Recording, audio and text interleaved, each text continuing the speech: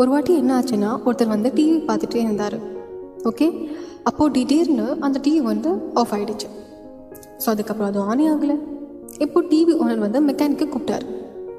இப்போ மெக்கானிக் வந்து ரொம்ப நேரம் கழித்து ஒரு வயர் இருக்குது, அது எரிஞ்சிருக்கு அப்படின்னு கண்டுபிடித்தார். அதை சேஞ்ச் பண்ணணும்னு சொன்னார். ஸோ அதுக்கப்புறம் அந்த வயரை சேஞ்ச் பண்ணிட்டாரு. இப்போது டிவி வந்து மறுபடியும் ஆன் ஆகிடுச்சு, சரி ஆகிடுச்சு. இப்போது டிவி ஓனர் வந்து செலவு எவ்வளோ ஆயிருக்கு கேட்டதுக்கு அந்த மெக்கானிக் வந்து 300 ரூபா அப்படின்னு சொன்னார். உடனே அந்த டிவி ஓனருக்கு கோவம் வந்துருச்சு. இவ்வளோ சின்ன வயருக்கு 300 ரூபாவா? அதுக்கு மெக்கானிக் சொன்னார், நான் அந்த வயருக்கு வெறும் 10 ரூபா தான் வாங்கியிருக்கேன். மீதி காசு வந்து உங்கள் டிவியில் என்ன பிரச்சனை இருக்குது அது கண்டுபிடிப்பதற்கு வாங்கினேன். அது கற்றுக்கிறதுக்கு எனக்கு 5 வருஷம் ஆனது.